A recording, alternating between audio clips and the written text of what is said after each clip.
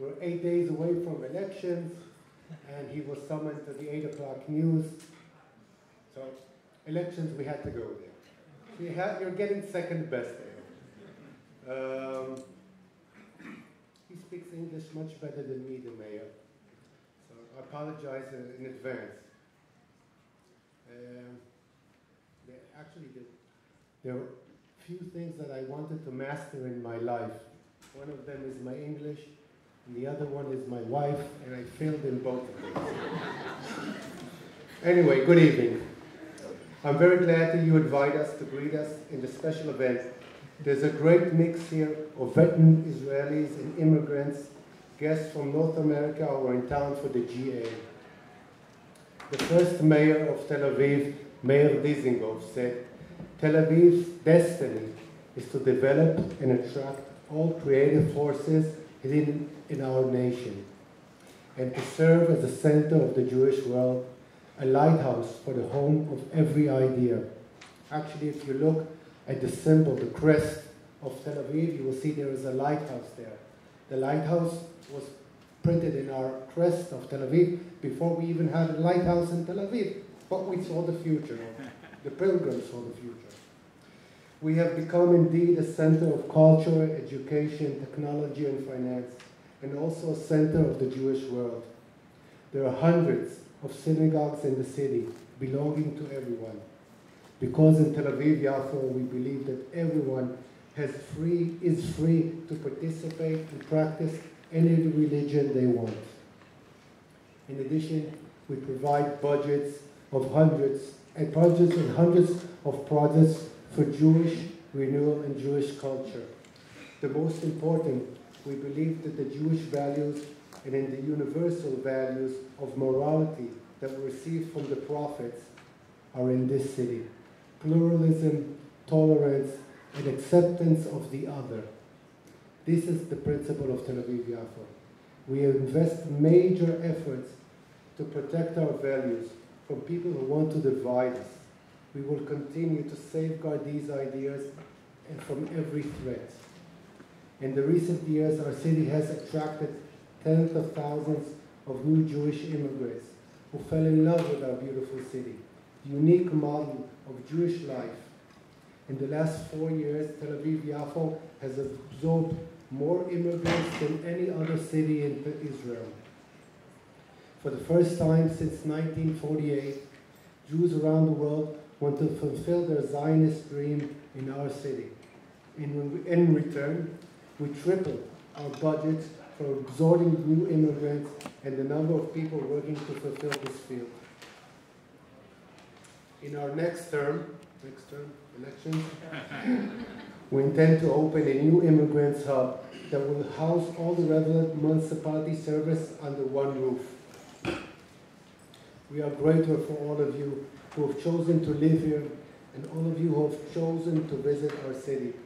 For all of you, Tel Aviv Yafo will always be your home. Thank you. Thank you, Lior. Friends, we're going to be brief because I know we have come here to learn and not listen to speeches, but I want to say a few thank yous, if I may, because you can see behind us the Limmud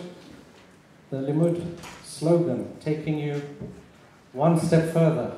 And we wouldn't be able to take any steps further this evening if it wasn't for a number of volunteers. Limmud is put together by volunteers, and the Limmud volunteer team tonight was led by Jay Schultz. If you're here, Jay, thank you. And all of the volunteers from Tel Aviv. Nadia Levine, who helped put this wonderful program together, with many volunteers from Jerusalem, and my dear friends from Limmud FSU, who work across Israel and across the Jewish world. Thank you, Roman, Chaim, and Sandy, and Natasha, and Tanya, and anyone else we've forgotten. Thank you to all of our volunteers.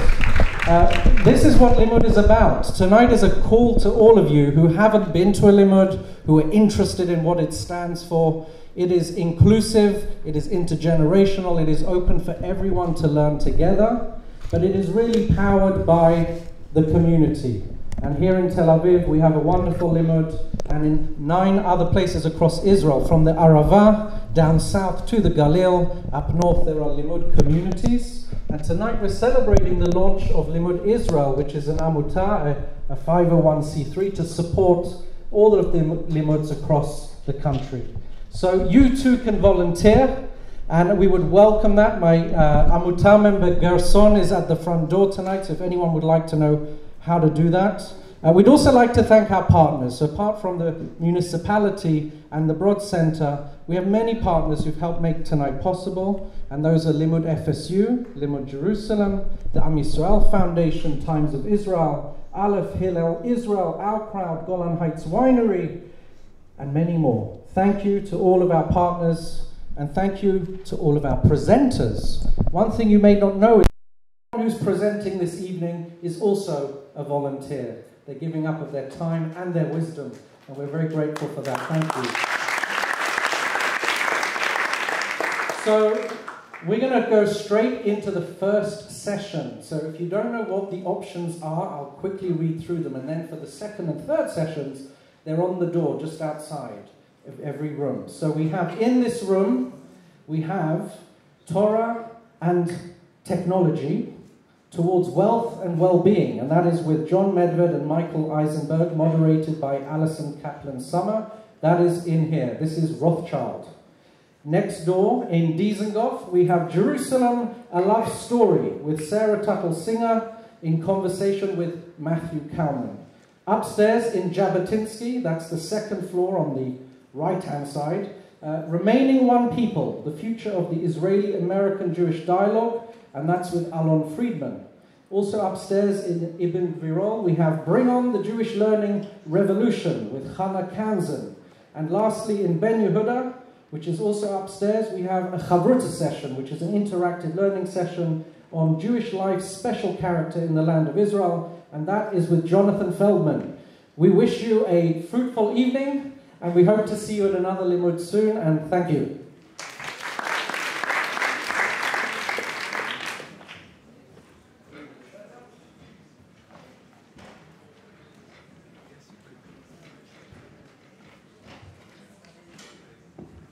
You see, Limmud really is driven on volunteer power. We've got these important investors in the high-tech scene moving chairs. So it's the spirit of Limmud. The chairman. Speak unmiked on the... Hi, everyone, and welcome. I'm Allison, Kaplan, Sommer. I write for Haaretz, and I appear weekly on a podcast called the Promise Podcast. I'm here to moderate and present a panel with our two distinguished guests, Torah and Technology Towards Wealth and Well-Being. Judaism has never really been a religion that reveres poverty. At least growing up in a very Protestant atmosphere, I noticed that the Jews weren't as quite into poverty ideologically as some of my Christian neighbors. Their theology pretty consistently sees wealth as an obstacle to faith, although recently there's been a trend among evangelicals, right, called prosperity gospel. So I decided to look, I'm no Torah scholar, but I decided to kind of look up for myself what the attitudes were towards Torah, technology, wealth, etc. I found on the Chabad website a discussion of the Jacob and Esau parsha, where Jacob runs away from Esau and runs away from home in order to escape his brother's wrath. He goes abroad, he lives with his uncle, he makes a lot of money. Esau feels like he's wrongly deprived of his birthright and his father's blessings. He wants to kill Jacob. He plans war against him. So Jacob, who's meanwhile made quite a bit of money, sends a gift of livestock to Esau. And it says that he lived temporarily with his uncle, and he was giving back this gift to Esau, who felt deprived. So the interpretation stresses the use of the word temporary as showing this was a means to an end, and that wealth itself is temporary, so that in Jewish teaching, wealth is not the purpose, it's the means to create a great atmosphere, a Jewish home, children, guests at the table, to be able to give time, attention, love, Jewish education and charity, and share with others in the community, and play a part in everyone's well-being. Nechama Leibowitz interpreted the Birkat Kohanim, the priestly blessing, in saying that its words underscore one of the fundamental premises of the Jewish tradition, the relationship between the material and spiritual well-being. She quotes Pirkei Avot, En Kemach, En Torah, En Torah, En Kemach. Without sustenance, there's no Torah. Without Torah, there's no sustenance. So that material wealth and spiritual enlightenment are both tools that we as Jews are commanded to use in a manner that brings us closer to God. So in establishing that wealth is indeed a blessing, I would like to introduce you to two very blessed individuals beside me. Michael Eisenberg is a partner at Aleph, which is an early-stage venture capital fund with 330,000, is that an updated number? 330 million under management? Aleph focuses on serving Israeli entrepreneurs who want to build scalable global businesses. Since it was founded in 2013, Aleph has invested in more than 20 companies, including some names we know: WeWork, Lemonade, Windward, Honeybook, Nexar, Common Sense Robotics. Before that, Michael was a general partner at Benchmark Capital, and he continues as a partner responsible for Benchmark's Israeli portfolio. He's focused on internet investments since 1995 and has invested in and sat on the boards of some of Israel's leading companies and startups.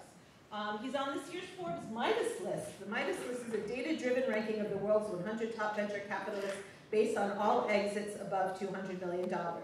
I actually got to know Michael because I've been reading his blog since 2006. He's got a great blog called 6 Kids and a Full-Time Job. He serves on nonprofit boards, including Yeshivat Haratzion and the Shomer HaChadash. He was in Jerusalem with his wife, and it was 6 kids, and now you have 8 kids. So yeah, the title of the blog is out of date. And next to him is the legendary Jonathan Medved, founder and CEO of Our Crowd, the leading global equity crowdfunding platform for accredited investors and angels. Our Crowd, according to Forbes, is one of the largest crowdfunding organizations on the planet. Our Crowd has made many exits. Companies sold to Uber, Canon, Oracle, Intel. Bloomberg Business called Our Crowd hands down the most successful equity crowdfunding platform in the world right now. He's an investor, an entrepreneur. He's founded some very successful Israeli startups. And altogether, over the past 2 decades, he's invested in almost 250 startup companies. He was the founder and general partner of Israel Seed Partners, one of Israel's leading venture capital funds. At one point, these guys were part of the same team. Michael was also a partner of the firm, so I guess this counts as like getting the band back together again. John was kind enough to hire me. The list of nonprofit boards that Michael serves on is endless, and we have limited time. John lives in Jerusalem with his wife Jane and his 4 children and 7 grandchildren. You don't live with everybody, right? 8 grandchildren. Okay, also have to update the list. He's known internationally for his signature Hawaiian shirts, but he decided to go business casual tonight, I see. A disclaimer in that Our Crowd and Jonathan are the lead investors. This is a small country in my brother's startup, so if I'm extra nice to him, it's because of that.